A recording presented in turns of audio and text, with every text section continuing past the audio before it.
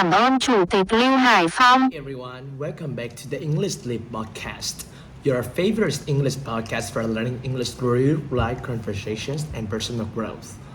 I'm Aaron, and I'm Evans, and if you ever said, I want to improve my English, but I just don't have time. Well, today's episode might surprise you, because honestly, the problem isn't always time. Sometimes it's how we spend our time, especially in the evenings. So let me ask you this. What do you usually do when you get back from work or school? Be honest. You come home, maybe change your clothes, grab a snack, and then what? Okay, I go first. And this might sound familiar. I come home, I open the fridge even I'm not hungry, and then I lay down with my phone, scroll through Instagram, maybe watch a few YouTube videos. Then suddenly it's dark outside. I'm still in the same spot. The whole evening just vanishes. Haha, I've been there too. For the longest time, my evenings felt like the foggy blur, relaxed maybe, but also sky disappointing. But then, I was randomly surfing the internet one night. I read something that completely shifted my mindset.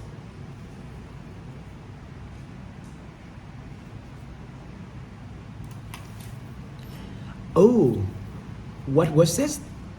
It said, your 9 to 5 earns your living, but your 5 to 9 builds your future. That hit me, because those evening hours, there's only times in the day we fully control, and we waste them more than we realize. So true. We say we want to get fluent in English or start something new, but our evenings are there to vigorously grow or quietly die. Exactly. That's why in today's episode, we're talking about how to stop wasting your evenings, how to use your times afterwards for your self-improvement, and how English learners can turn their evenings into progress, even just 20 minutes a day.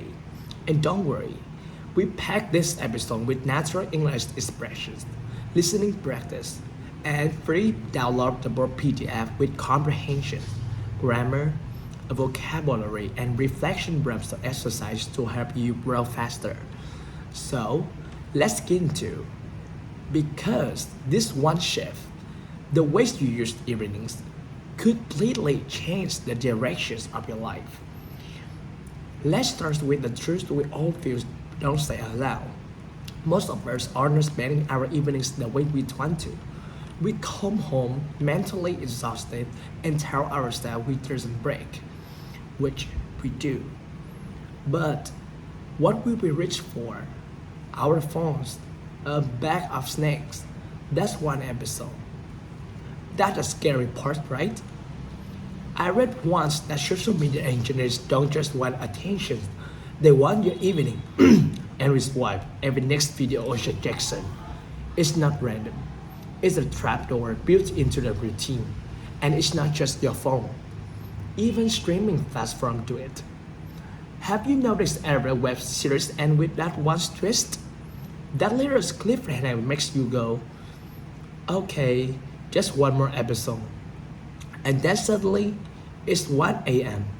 and you don't even remember what you watched. Just that you couldn't stop. Totally. It's why how they mastered and grabbed glue. It's not entertainment anymore. It's engineering addiction. And the worst part, we think it's relaxing, but our brains never really rest. Yes, but here's the half-fun part. If something can be designed to waste your time, they can also be requested to protect it. And redesign it doesn't mean it's setting 1,000 alarms or becoming a monk. It starts with a one simple habit, naming your evenings. Just that. Instead of saying I'll chill, say from 7 to 8 I recharge. From 8 to 9 I learn or move. Giving a temporary name statement is purpose. It's like reclaiming territory you didn't realize you lost. It's almost like drawing the border around your piece. And when you do that, you start noticing how much your evenings has been silently hijacked. And the crazy thing is, it's not just apps or shows. It's the entire space around you. Your room, your lights, your sounds. Everything around you is silent choosing what happens next. Yeah, I used to work with my laptop on the bed, TV in front of me, phone buzzing every few minutes, and I'm wondering why I couldn't focus or fall asleep peacefully. Turns out, and basement around me was my right distractions, not for clarity. Your brain isn't a problem. The problem is that environment is speaking louder than your goals. If your phone isn't first things you see, that's your mind grabs. But if your journal is there, your captions, or your guitar, suddenly a different version of you shows up. Think about it. Supermarkets, the candy near the checkout because they drive action. So why not do the same at home? Why not read more? Leave your books on the sofa. Want to stretch? Lay out the mess before dinner. Let your space invite a better behavior. Here's something to try with. Remove one thing from the evening space that drains you. Then add one thing that lifts you. That's decorations. That's transformation. And the best part, while your space starts working against you, you don't need to force the good habits. They just flow. That's the perfect time to bring in your secret weapon. Point 3. Make good habits obvious, bad habits invisible. So I start installing Instagram every evening at 6.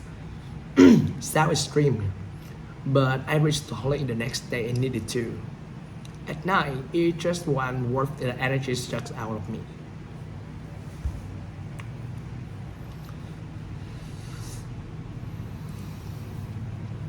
That genius. I did something similar. I moved my phone charger to the kitchen. So now, if I want to scroll in bed, I literally have to get up. I'm not saying I never scroll, but I scroll less. Because now, my listening was made in my favor. And here's the twist I love. Don't just remove the bad, highlight the good. I started leaving my driving tablets on the table. Now I sit down, I even have to decide what to do. I'm already waiting for me. This is what happened is called friction. Make bad habit harder. Make good habits so easy that your future self says, thank you. So tonight, don't try to fix everything. Just pick one to hide and one thing to highlight. That's not just behavior change. That's self-respect in action. Yeah. And the more you do that, even the small ways, the more you start feeling that you're back in control. And when you created a little space in your evening, the question becomes, what do you fill it with? That's where we remove something people really think about. But it's the game changer. Point 4. Don't just wind down. Create clues and ritual. Oh yes. So many people confuse winding down with zoning out. Like lying on the couch and random YouTube videos playing and scrolling Instagram. But that's not winding down. That's fading out. There's no closure in it. It's like falling asleep during a conversation without ever saying goodbye. Exactly. And your brain needs that closure. When you create a simple ritual end of your day, not for productivity, but for peace, your nervous system gets the message. We're done for today. We're safe now. Without the message, your mind skips, even while your body is trying to rest.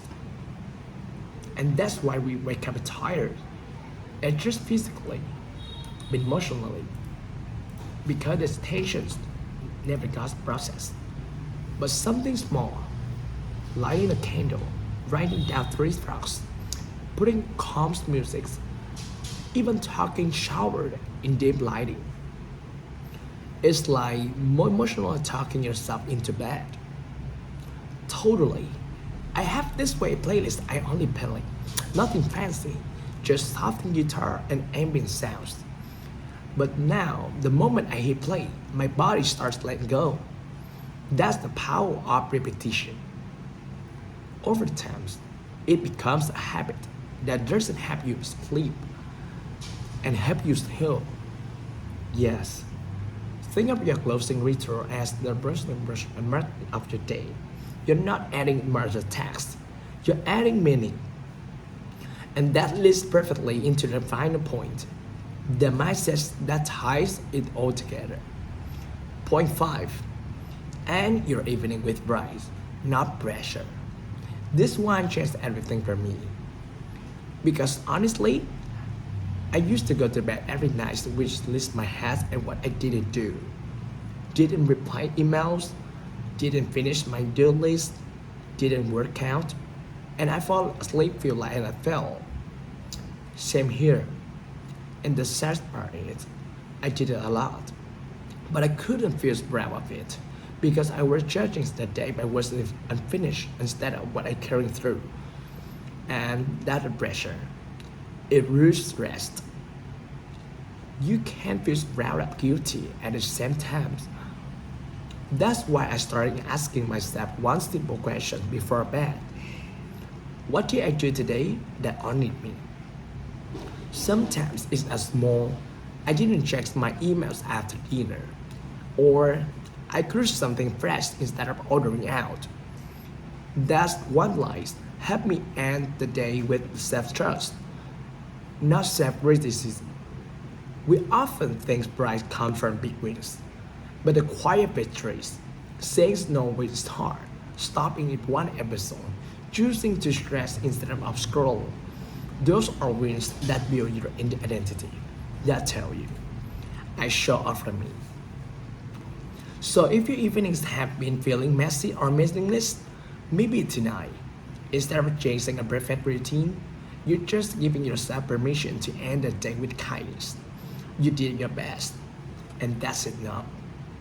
That simple shift from pressure to pride changes how you sleep, how you wake up.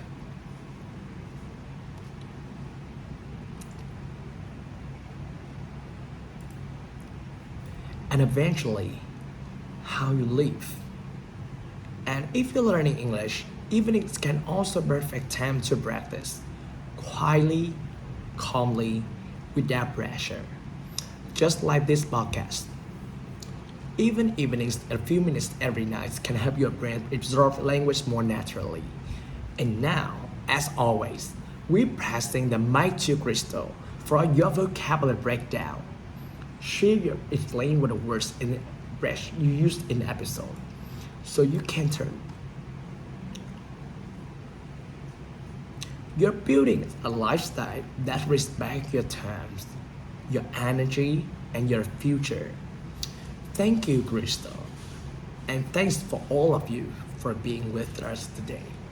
We hope this episode gave you something to think about and something to change. Take care of your evenings and I'll take care of you. We'll see you in the next one. Until then, take care and goodbye.